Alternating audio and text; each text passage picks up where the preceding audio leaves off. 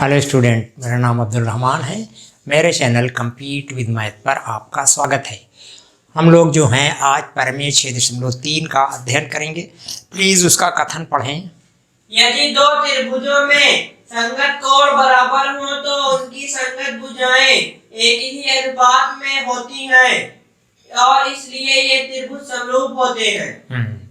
देखिए, त्रिभुज का समरूप होना, दो त्रिभुज कब समरूप होते हैं उसके लिए दो शर्तें होती हैं। एक तो उनके कोण जो हों बराबर हों, संगत कोण बराबर हों। जैसे देखिए, एक त्रिभुज आपका ये है और एक त्रिभुज ये है। ये मान लीजिए ए बी और सी है, ये मान लीजिए डी ई और एफ हैं। तो अगर कोण ए बराबर कोण डी, संगत का मतलब शीर्ष कोण, तो इसका शीर्ष कोण ये इधर लेफ्ट वाला तो ये इधर लेफ्ट वाला, और ये इधर राइट वाला तो इधर राइट वाला बराबर हो। संगत कोण का ये मतलब होता है। और संगत भुजाएं अनुपातिक हों, यानी इसका इसका जो अनुपात हो वही अनुपात बराबर इसके हो, वही अनुपात बराबर इसके हो, तो वो त्रिभुज जो है समरूप माने जाते हैं। तो आज उन्होंने कोण बराबर दिया है, संगत कोण बराबर हैं और हमको सिद्ध करना है कि भुजाएं अनुपातिक हैं और इसलिए ये त्रिभुज समरूप हैं। तो हम लोग इसको चलते हैं, सिद्ध करते हैं। हाँ, अब देखिए दिया है त्रिभुज ए बी सी और त्रिभुज D E F. A B C और त्रिभुज डी ई एफ, जिसमें कोण ए बराबर कोण डी, कोण बी बराबर कोण ई और कोण सी बराबर कोण एफ। तो हमें सिद्ध करना है, चित्र बना रहे हैं आपको, सिद्ध करना है A B upon D E, A B upon D E बराबर B C upon E F, B C upon E F बराबर C A upon F, C A upon D F या A C upon D F. ये सिद्ध करना है। देखिए, ये है आपका त्रिभुज ए बी सी और ये त्रिभुज है आपका डी ई एफ के। इसमें कोण ए बराबर कोण डी, कोण बी बराबर कोण ई, कोण सी बराबर कोण एफ, ये दिया है। अब सिद्ध करना है A B upon D E, A B upon D बराबर B C upon E F बराबर A C upon D F के। अब रचना देखिए, रचना देखिए, ए बी के बराबर यहाँ पर डी क्यू लिया और ए सी के यहाँ आप जो हैं पी ले लिया। ए बी बराबर डी पी लिया और ए सी बराबर डी क्यू लिया और पी क्यू को मिलाया। देखिए रचना में ए बी बराबर डी पी, ए बी बराबर डी पी और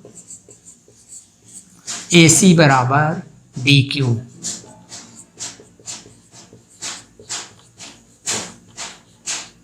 लिया, पी क्यू को मिलाया, पी क्यू मिलाया। अब उत्पत्ति देखिए,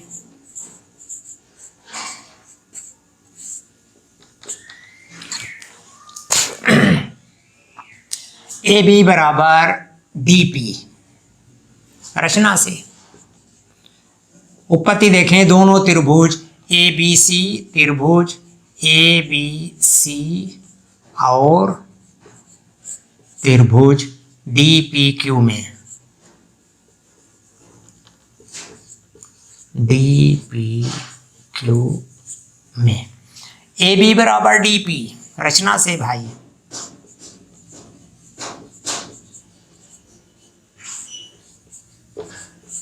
से, और कोण ए बराबर कोण डी दिया है उन्होंने, कोण ए बराबर कोण डी दिया है, और ए सी बराबर डी पी डी क्यू, नाप के उतनी बड़ी बनाया है आपने, ए सी बराबर डी क्यू रचना से। इसलिए त्रिभुज ए बी सी सर्वांग सम त्रिभुज D P Q side angle side, त्रिभुज की दो भुजाएं और बीच का कोण, त्रिभुज की दो भुजाओं और बीच के कोण के बराबर हो तो दोनों त्रिभुज सर्वांगसम होते हैं। दोनों त्रिभुज जब सर्वांगसम हो गए तो कोण बी बराबर कोण पी,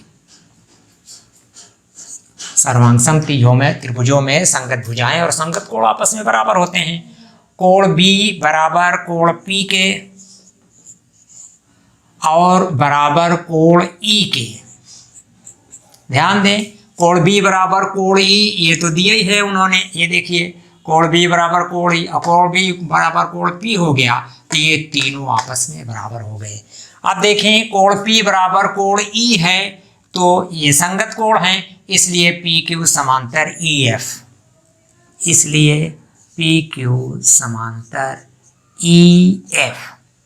अब आप ध्यान दें, पी क्यू समांतर ई एफ, जब पी क्यू समांतर ई एफ है तो D P upon D E बराबर D P upon P E, पहले ले लें आपको समझाने के लिए, D P upon P E बराबर D Q upon Q F. तो इसी से जब D P upon P E तो D P upon D E, आप सीधे डी पी इन दोनों भुजाओं का अनुपात, डी पी आपने पीछे पढ़ा है इसको, D P upon D E बराबर हो जाएगा पी क्यू अपान डी क्यू, ये D P upon D E बराबर डी क्यू अपान डी एफ, डी क्यू अपान डी एफ के थेल्स पर में से, ये भी थेल्स पर में से, थेल्स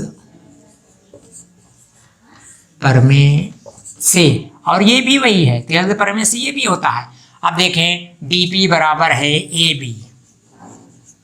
बी अपान डी ई और डी क्यू बराबर है ए सी अपान डी एफ। इसी प्रकार आप ए बी अपान बी सी बराबर डी ई अपान डी एफ कर सकते हो। इसी प्रकार आप कर सकते हो उन भुजाओं का भी अनुपात बराबर सिद्ध किया जा सकता है। इसी प्रकार ए बी अपान डी ई बराबर B C upon E F, और इस प्रकार आपका तीनों भुजाओं के अनुपात ए बी अपान डी ई बराबर B C upon E F बराबर A C upon D F, यही सिद्ध करना था। और इस प्रकार त्रिभुज ए बी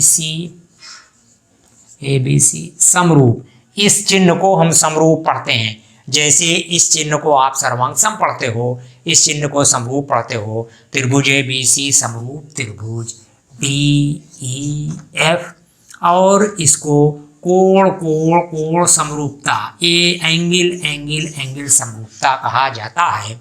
और ध्यान दें, इसमें क्रम वही रखेंगे आप, इसको ए बी सी तो डी ई एफ, वही कोण के साथ होना चाहिए हमेशा समरूपता में, और नहीं तो आपका गलत हो जाएगा। ये आपकी परमें थी, और इसको कोण समरूपता कहते हैं। बस स्टूडेंट, ये आपकी पहली परमें आज है, कल हम लोग अगली परमें देखेंगे। अब अगर आपको मेरा ये वीडियो पसंद आता है तो प्लीज़ इसे लाइक करें, दोस्तों के साथ शेयर करें और चैनल को सब्सक्राइब अवश्य करें, इससे हमें बहुत सपोर्ट मिलता है। Thank you.